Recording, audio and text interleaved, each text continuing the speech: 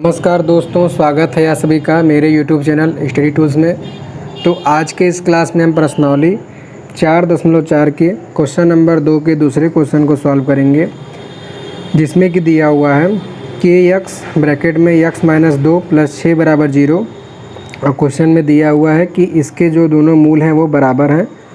तो हमें इसके दोनों मूल बराबर हैं, तो k का मान ज्ञात करना है। ठीक है, तो k का मान ज्ञात करना है, लेकिन ये पहले द्विघात समीकरण के रूप में नहीं है, तो इसको हम गुणा करके उस रूप में बना लेते हैं।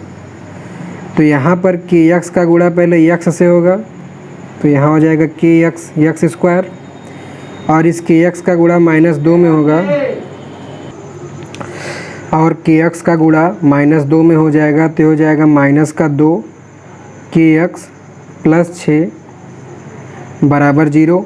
तो अब ये जो समीकरण है ये ax² + bx + c = 0 के आदर्श रूप का हो गया है। तो यहाँ पे हम उससे तुलना करके a b c का मान निकाल लेते हैं।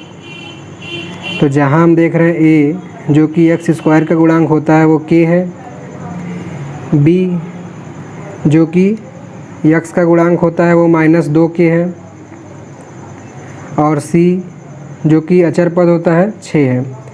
तो हमने a b c का मान निकाल लिया और क्वेश्चन में जैसा कि दिया हुआ है कि समीकरण के मूल वास्तविक है, समीकरण के दोनों मूल बराबर और वास्तविक है। वास्तविक में वास्तविक ही हुआ, बराबर है। तो जब समीकरण के दोनों मूल बराबर हैं तो इसके लिए हम जानते हैं कंडीशन होता है d = 0। तो d जो कि मान होता है b² - 4ac का, ये बराबर हो जाएगा 0 के। b का मान दिया हुआ है -2k, तो -2k का स्क्वायर -4, a का जगह k है तो k हो जाएगा और c की जगह दिया हुआ है 6 = 0।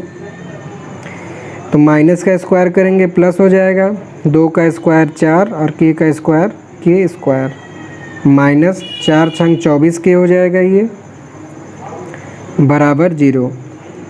अब यहाँ पर हम इसको देख रहे हैं k दोनों में कॉमन है और 4 का गुणज भी कॉमन है। इसको हम इस तरीके से लिख सकते हैं 4k × k -24 को लिख सकते हैं 6 × 4k = 0।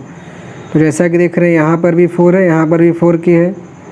तो हम 4k को जब कॉमन ले लेंगे तो यहाँ से k बचेगा और यहाँ से बचेगा -6 = 0।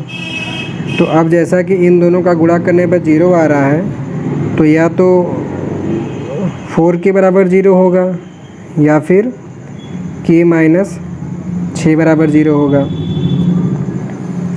तो जब हम 4k = 0 लेंगे तो 4k = 0 लेने पर k का मान आ जाएगा 0/4 और किसी भी संख्या से हम 0 में भाग देंगे तो k का मान 0 ही आएगा। और अगर हम k - 6 बराबर जो 0 दिया है इसमें हम k बराबर लेते हैं तो ये हो जाएगा k = 6। तो इस तरीके से समीकरण को सॉल्व करने पे k के जो दोनों मान हैं वो निकल गए, या तो 0 या तो फिर 6 होंगे। तो इस तरीके से क्वेश्चन नंबर 2 का दूसरा क्वेश्चन भी सॉल्व हो जाता है। आशा करता हूँ बताया गया सवाल आपको समझ में आया होगा। तो प्लीज़ वीडियो को लाइक कीजिएगा, कमेंट कीजिएगा। अगर क्वेश्चन में किसी तरह का प्रॉब्लम हो तो प्लीज़ कमेंट में वो भी बताइएगा, उसका तुरंत रिप्लाई किया जाएगा। और अगर अभी तक आपने हमारे चैनल को सब्सक्राइब नहीं किया है तो प्लीज़ सब्सक्राइब कर लीजिएगा, जिससे कि आप आगे की आने वाले वीडियो से अपडेट रहें। So thanks for watching.